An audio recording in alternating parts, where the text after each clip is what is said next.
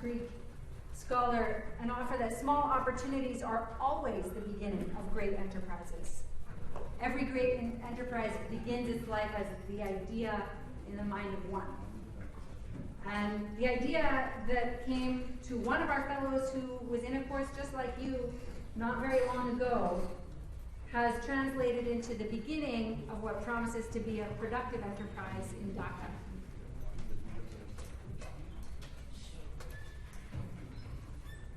Others among us may interpret an opportunity more in line with what this thought Machiavelli offered suggests. That there's little difference between obstacle and opportunity. And that an entrepreneur is somebody who can turn both to her advantage. Mr. Munir Chowdhury from Dhaka is going to offer his personal account of how he turned an obstacle that he identified in his nation into an opportunity that not only his organization will benefit from, but that his career will benefit from. Munir has spent 28 years in government service in Bangladesh. He's worked primarily in a defense capacity, but has done so in various ministries, including, of course, the Ministry of Defense, but also the Ministry of Finance, the Ministry of Disaster and Relief, and the Ministry of Health, where he currently serves as a joint secretary. He has an MBA that he earned in Bangladesh, a Master's in Development Administration that he earned at the University of Birmingham in the UK, and a diploma in public finance from the International Monetary Fund Institute in Washington, D.C., here in the United States. Before we ask him to make his formal remarks, I'm going to invite General Harai, whom you met this morning, to offer us a few introductory comments and make a very special presentation to our distinguished alumnus. Okay, I'm back. And on behalf of our boss, our director, Colonel Lee, who is traveling today, coming back from South Asia, will be joining us hopefully tomorrow, but probably you'll see him on Friday. It's my pleasure to provide a special recognition to Munir Chowdhury. Now, why do we do this? Why do we especially recognize people? Well, for one, it's recognition of their good work. As Carrie said, this is a reflection of good work that was not necessarily started here. He may have had the idea before coming here. He may have, in fact, discussed it with his supervisors before coming here, colleagues. So where the idea was really born doesn't matter so much as the opportunity he was given during a comprehensive crisis management course last year was to take that idea and do similarly to you, that you've been doing, is nurture that idea to the point where it is recognizable by somebody other than yourself as a good idea. And putting together the mechanics of it to where whoever you convince also gets a sense of optimism that this is something that should and can happen. And there's a lot of art involved with that. And so we're here to help encourage and recognize that. Now, what does that mean to you? One of the things it means to you is, I think substantially, as Carrie said, you'll get some ideas of how to take your idea from idea to reality, your project from idea to reality. Okay, so that's one part of it. But I hope there's another part that I hope as you listen and you see this individual, he's done terrific work, but he's an individual that was sitting right where you were sitting last year. And perhaps somewhere in your mind, you might have been thinking, how can I come back to APCSS someday? In what capacity might I be able to come back? Would it be a senior course? Would it be another course? And what we're offering is an idea that you might, through the success of your work and your project, be invited back to a subsequent course to do something like this, is to talk about your process, talk about your success, and just as I think Mr. Chowdhury would do, is to motivate that next group to do good things. Okay, so that's why we're doing this. So on our director's behalf, I'd ask Munir Chowdhury to come forward here so I can make a presentation of two things. One is, many of you have already seen this, some of you alumni already have the gold lanyard. So I'll make that presentation first.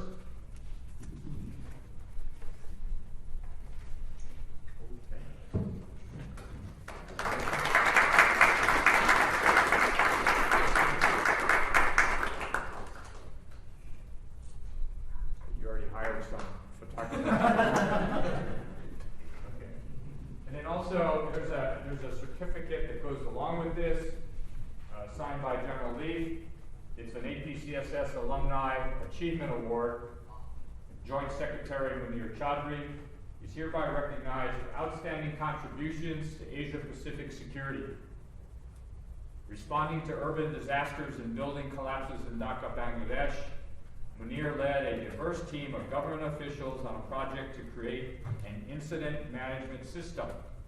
As a result of his critical analysis and detailed research, he was able to successfully identify and scope the problems and develop the action plan required to face this challenge. As a result of his dedication, he has garnered approval and funding for a project that will improve disaster response. As I said, signed by Daniel P. Lee, Lieutenant General, U.S. Air Force, retired Director, Asia Pacific Center for Security Studies.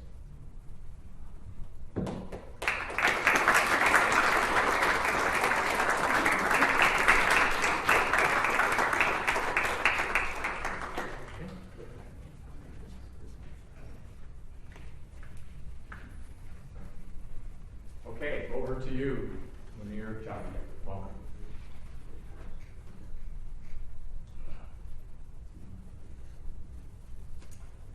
Very good afternoon. Welcome, and I must say aloha because I recall my memories from yesterday when I arrived. So I was the participant from CCM 13-1 last year.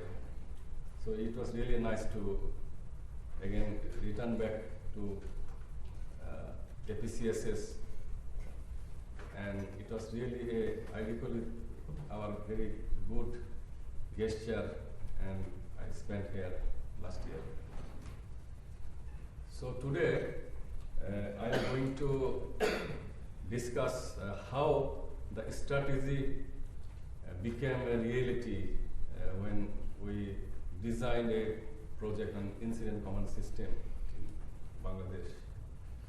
Just I would like to give you a little bit about what was the project for, and then what kind of challenges we faced when we are implementing or in our action plan when we go with implementing this project, and some tips I would like to give you because this fellows project is a very important component for these courses, because it should have some reform value. You know that we were the sixth participant from Bangladesh. It's a very good combination from defense, from ministry, and also from fire service and civil defense, who are the first responder for any kind of disaster, and one from the academician from the university. So it was a very good combination. We had a fellows project we have taken. So before that, I would like to mention that whenever you go for design any project, you have to keep in mind a few things. Number one, you should take this kind of project which has great national priority, because it should have a great national priorities which can be benefited all the society of the people. It's a one kind of social inclusion, covering all the people from any kind of disaster. That is number one whenever you go for formulate any kind of project or any design any project. Secondly, you should keep in mind that you should select that kind of project which has a great replication value, which can be replicable to all around the country, which should have some replicable value. that is also second I think consideration when you go for select any kind of project. And thirdly, you should appraise, you should involve the top level bureaucracy, because whenever you go for implement any kind of project, it should have some political commitment. So you should involve the whoever work in the ministry, you should involve with the secretary of the ministry or minister or parliament member. That will help you to implement your project smoothly. So these are the three things what we kept in mind that we should be there. And the name of our project is that the Urban Disaster in Bangladesh, establishment of Incident Command System as a disaster response mechanism in Dhaka city. So that was our presentation. I welcome you all to listen my short presentation. And I will go for, my presentation should be for 40 minutes, and after that we will ask you for question and answer session. So the aim, what should be the aim? The aim was to appraise about our project on incident command system. I already mentioned that this command and control system is very much essential for handling any kind of urban disaster.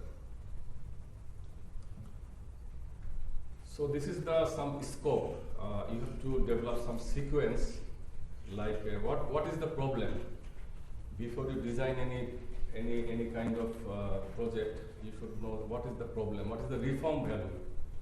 You should select that kind of project which never exist, because I think everybody in this class is a change maker. You are all of the change makers, so you should create some new things which will never happen, never exist.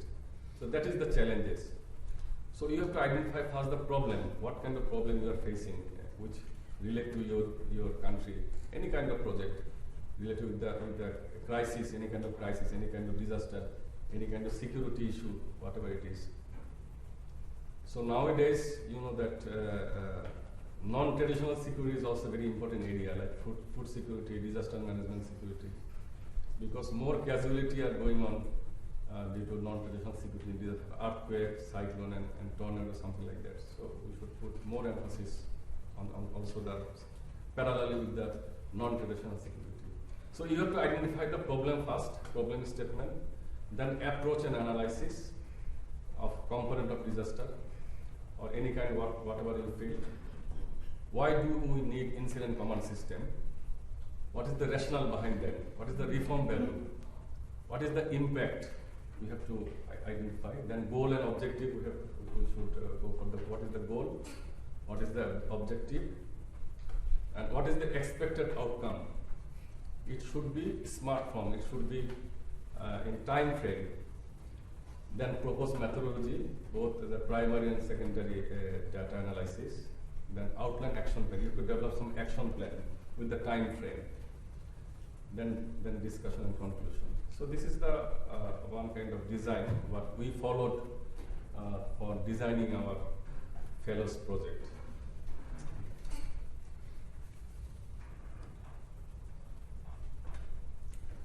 So problem statement, what we have identified that Bangladesh, it is a very, very disaster-prone country. We have a cyclone, we have a flood, we have a tornado, and earthquake, drought, and both the man-made disaster as a fire building collapse. We had one very big building collapse in the history, Rana Plaza building collapse, you have heard. So I will discuss it later on. So we have a natural disaster, environmentally impact disaster, as well as man-made disaster. So this is the problem. So Bangladesh, we are doing, since last 4 or 5 decades, we are handling cyclone and flood very efficiently. But for the urban disaster, like building collapse or earthquake, we have to do a lot of things.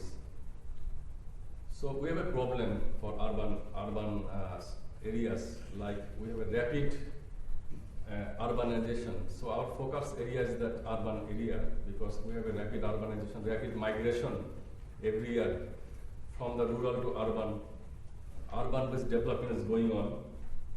So due to the unplanned urbanization, we have a big problem.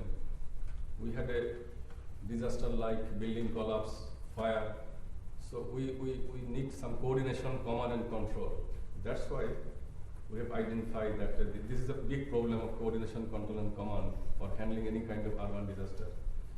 Because every day there is a growth for urban people from migration from the rural area.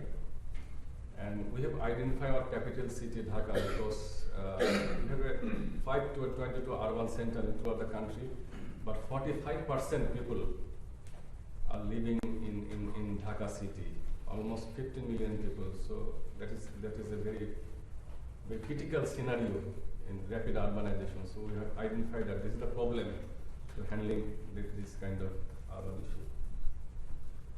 So that recent Rana Plaza, you have seen that you already know that last year we had a building collapse and that one garments industry that's called Rana Plaza.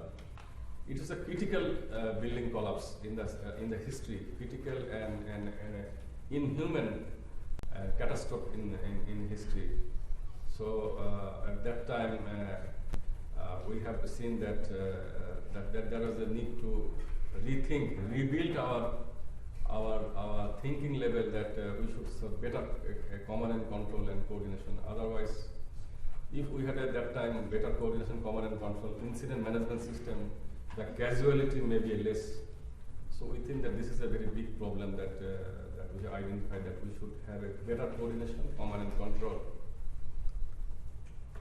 So we have gone through some approach and analysis that the background. I already mentioned that Bangladesh is a very disaster-prone country. It is first ranked as a climate change vulnerable nation because due to the climate change, we have a lot of cyclone, drought, flash flood, salinity, and cyclone. So in world ranking, we are the 5th rank in the world risk index. So this is very vulnerable. So millions of people are vulnerable to the affecting of drought, flash flood, then saline intrusion, cyclone. And climate change is also a hazard. And we have an earthquake, fire, infrastructure collapse. Nowadays, heat wave, and then cold wave. This is also one kind of disaster. So disasters are everywhere. Every day we are facing different kind of disaster. We don't know. And sometimes due to the absence of specific hazard-based planning, so it's very difficult. It's critical. You know that same activities sometimes same framework may not be applicable to handling a different kind of disaster.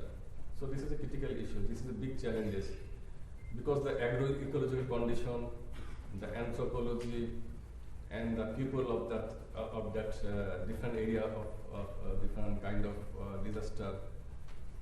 So that is you need some different kind of treatment and intervention. In cyclone prone area, you need some different kind of risks, different kind of intervention. In earthquake area, you need different kind of intervention. In saline intrusion, you need another kind of. So you have to go for some risk assessment. What kind of risks are there? And according to you have to go through the risk reduction action plan. On the basis of plan, you go for some intervention. So it's a very complex issue. So we have to, in our approach and analysis, we have identified that Dhaka is the city for urban center, which has a growth center. In total in Bangladesh, we have 160 million people, and it's a very densely populated country, and urbanization is growing.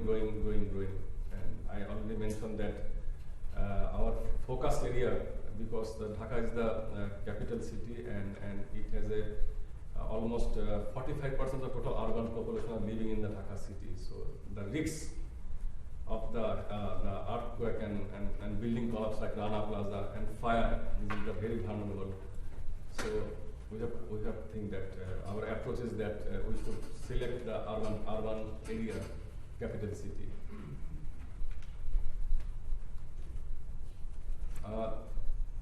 This is the earthquake risk in Dhaka city.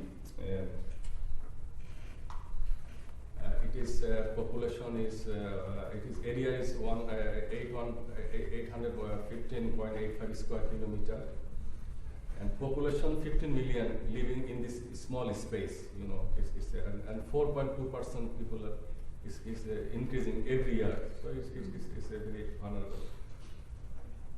And number of building we have identified. We have gone through some GIS mapping system. Through this mapping system, Hajo's mapping system, we have identified that almost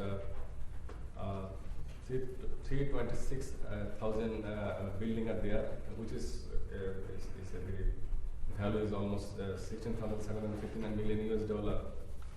And Dhaka city are increasing. I already mentioned that 5-folds, and 45% population are there, and it is almost 11th populous urban center in the world. So we have identified that our approach is that we should take the Dhaka city for any kind of disaster. We need how to handle this kind of disaster with our better coordination, command and control system, so that less casualty and quick response can be done.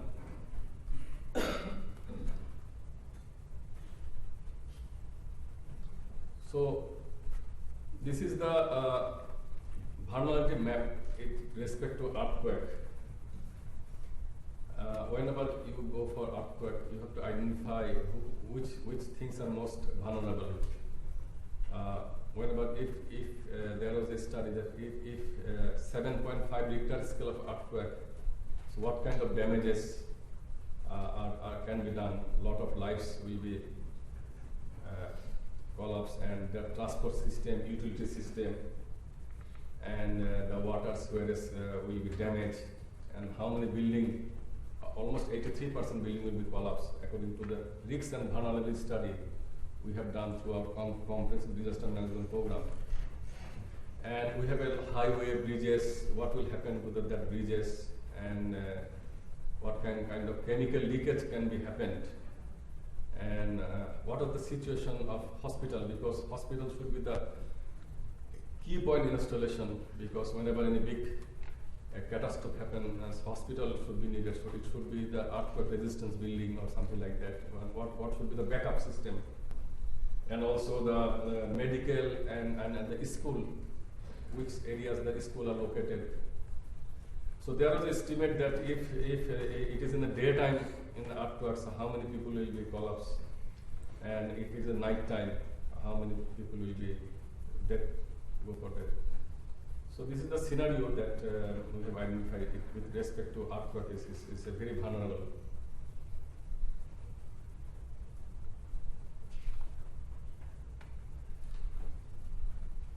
Structural collapse. I already mentioned that that was a big problem. So the approach analysis, we have identified that the fact that Rana Plaza it is the deadliest and critical building collapse in history, where we have lost almost 1,100 people. It was in a garment factory, and the debris which generated almost 8,500 tons, and it was a total floor area was 35,000 square feet, and date of the collapse it was 20th April, just 1 year back, which took almost 21 days to survive the people, and we also rescued 2438. So there was also a lot of impact after this Rana Plaza incident. There is a post-disaster trauma and some psychological issue also there. So there is a common phenomena that we have also a fire. Fire is also another incident happened. One garments industry in Tajdin Garments, fire incident happened in 24 November 2012, and we also lost 124 people due to this fire spillover. And we also another chemical leakage in the old Dhaka city. And also we more than 100 people also injured and 170 people died. So this kind of fire and earthquake and building collapse is also very, very significant for Bangladesh, that we should take in consideration that if we have a very good command, control and coordination system, because during this Rana Plaza, there is two kinds of hazard. One is single hazard and the comprehensive hazard, multi-hazard. Single hazard, it is cyclone, you can handle it with a single intervention or flood. But whenever you go for a building collapse or earthquake, it's a multi-hazard issues. It relates with the electricity, it relates with the gas authority, it relates with the city corporation, it relates with the police, it relates with the armed forces division, so many people. So how you control, how you coordinate with all these people and quick response, this is a big challenge.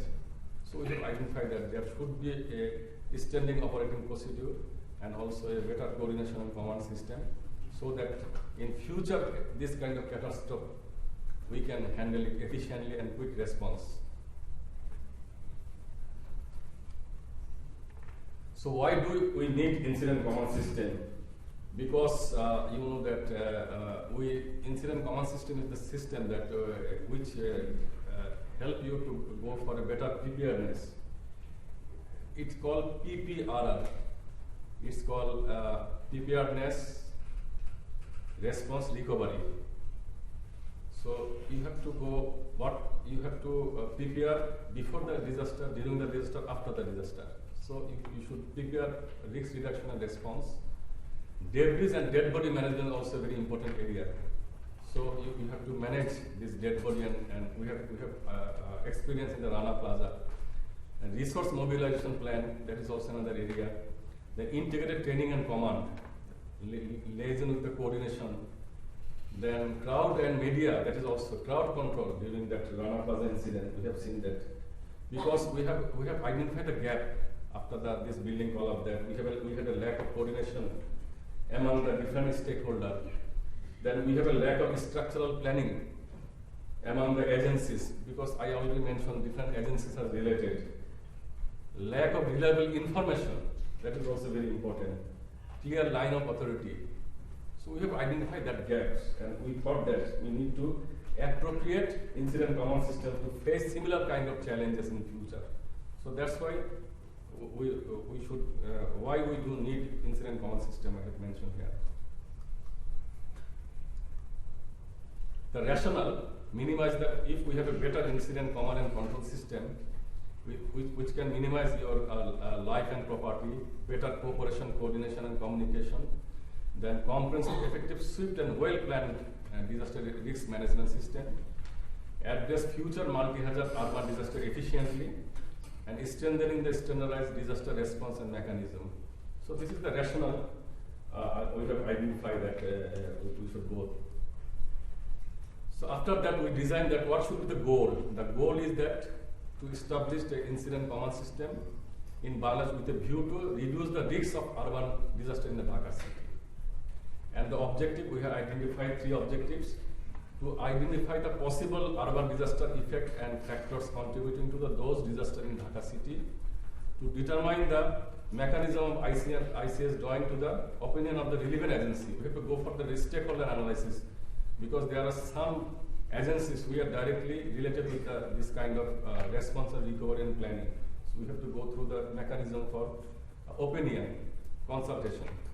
And lastly, we have to develop some policy guideline for ICS to reduce the risks of the urban disaster in Dhaka city.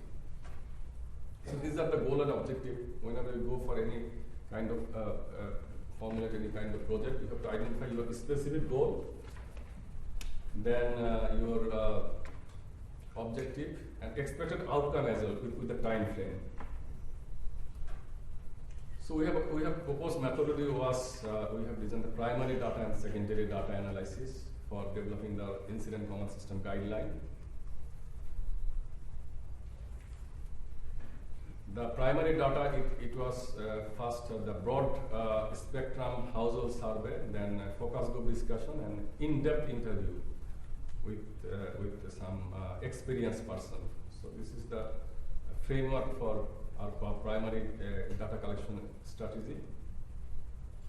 In the broad survey, we have identified that Dhaka should be divided into two different geographic division, the old and new, because the vulnerability risk varies from old zone to the new zone. So we have identified old and new two area and carried out the household level survey on dividing two area, and semi-structured questionnaire we developed, and then we have gone through the door-to-door survey and the opinion of the people.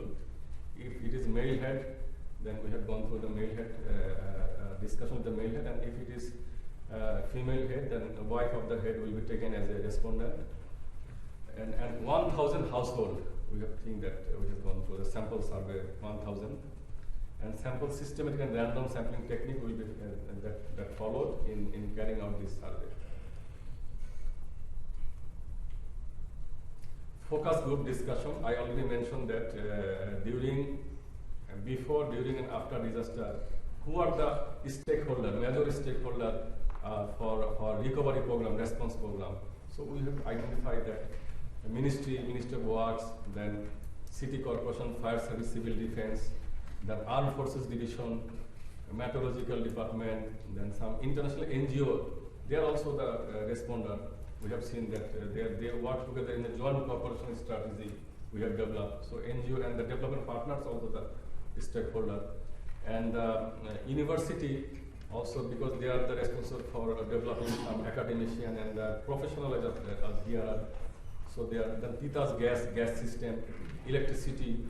So all these are the stakeholder. We thought that there should be a stakeholder focus group discussion with 20. We have identified 20 focus group discussion with all these stakeholders. So in-depth interview.